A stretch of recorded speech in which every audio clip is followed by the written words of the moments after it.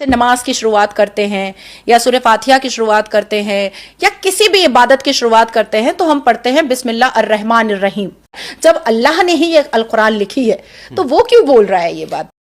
যে ইসলামের লোগো লাগিয়ে নিজেকে মুসলিম দাবি করে মুনাফিকি করে যাচ্ছে এবং ইসলাম সম্পর্কে প্রতিটা মুহূর্তে প্রতিটা পদক্ষেপে ইসলামের অপব্যাখ্যা ভুল ব্যাখ্যা মানুষের সামনে উপস্থাপন করছে, সে আসলে একজন ইসলাম বিদ্বেষী এবং চরম মুনাফিক।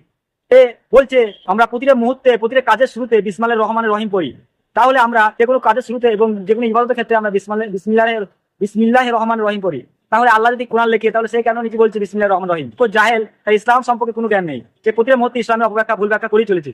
তার জানা নেই যে আল্লাহ সুবহানাহু ওয়া তাআলা কোরআন লেখেনি, তিনি জিবরাইল আলাইহিস সালামের মাধ্যমে কোরআনকে ওহী করে মুহাম্মদ সাল্লাল্লাহু আলাইহি ওয়াসাল্লামের কাছে পাঠিয়েছেন এবং সেই সাহাবীরা নবী মুহাম্মদ সাল্লাল্লাহু আলাইহি ওয়াসাল্লাম সাহাবাদেরকে বলেছে এবং সাহাবারা লিখেছে বিসমিল্লাহ কেন বলা হয়েছে আয়াতের শুরুতে বা কাজের শুরুতে কেন বিসমিল্লাহর কথা বলা হয়েছে। তারা তো জানে যে আল্লাহ সুবহানাহু ওয়া তাআলা এই আয়াত বা কোরআন তার বান্দাদের জন্য নাযিল করেছে, তাই তার নামে তার বরকত বা রহমত পাওয়ার জন্য, নামে সিফাতে যে বরকত যে রহমত আছে তাই তার বান্দাদের জন্য তাই কোরআন নাযিল করা হয়েছে। সেই জন্য তারা যাতে তার নাম স্মরণ করে এবং তার রহমত থেকে বঞ্চিত না হয়, তাই প্রতিটা ক্ষেত্রে এই বিসমিল্লাহির রহমানির রহিম পড়া হয়।